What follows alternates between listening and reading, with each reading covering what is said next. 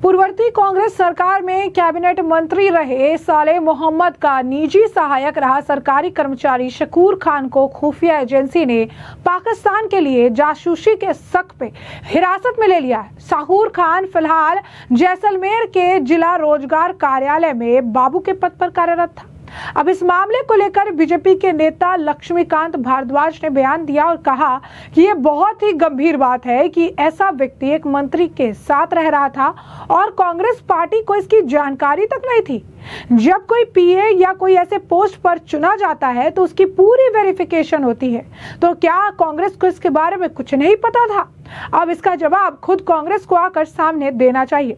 क्या कुछ और कहना है इनका, खुद सुन लीजिए। अभी रिसेंटली राजस्थान से जुड़ा हुआ एक व्यक्ति शकूर मोहम्मद उसमें पकड़ा गया। अब उसके बारे में जानकारी सामने आई है कि वो कांग्रेस पार्टी के पूर्व मंत्री सालेह मोहम्मद का निजी सहायक रहा, पीए रहा। ये बहुत ही गंभीर बात है कि एक मंत्री जो संविधान की शपथ लेता है उसके सहायक के रूप में उसके साथ 5 साल तक, कई सालों तक एक व्यक्ति ऐसा व्यक्ति काम कर रहा है जिसकी गतिविधियां देशद्रोह की श्रेणी में है, जिसकी गतिविधियां देश के खिलाफ हैं और दुश्मन देश को सूचनाएं लीक करने के आरोप में आज वो पकड़ा गया है। मुझे लगता है कि ऐसा संभव नहीं है कि कांग्रेस पार्टी की सरकार के समय उनको इस बात की जानकारी ना हो, क्योंकि एक व्यक्ति जब किसी मंत्री के स्टाफ में आता है तो उसका पुलिस वेरिफिकेशन होता है, उसके बारे में सारी जानकारियां जुटाने के बाद ही कोई व्यक्ति उसको अपने स्टाफ में शामिल करता है। अगर ये सब जानकारियां होते हुए भी उन लोगों ने इनको शामिल किया है तो मुझे लगता है कि इससे गंभीर बात कोई दूसरी हो नहीं सकती है। और सालेह मोहम्मद के परिवार की गतिविधियां पहले से ही संदिग्ध हैं, जिसमें उनके पिता के खिलाफ दर्जनों मुकदमे यहाँ दर्ज थे।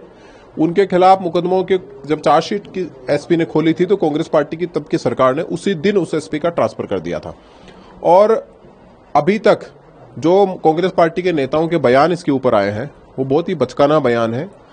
मुझे लगता है कि वो गंभीर राजनीति नहीं कर रहे हैं कि जिस तरह वो बयान दे रहे हैं और बचने की कोशिश कर रहे हैं। मुझे लगता है कि इस पूरे प्रकरण में कांग्रेस पार्टी के बड़े नेताओं को सामने आकर बयान देना चाहिए, क्योंकि कांग्रेस का इतिहास है कि कांग्रेस कभी देश के साथ नहीं रही।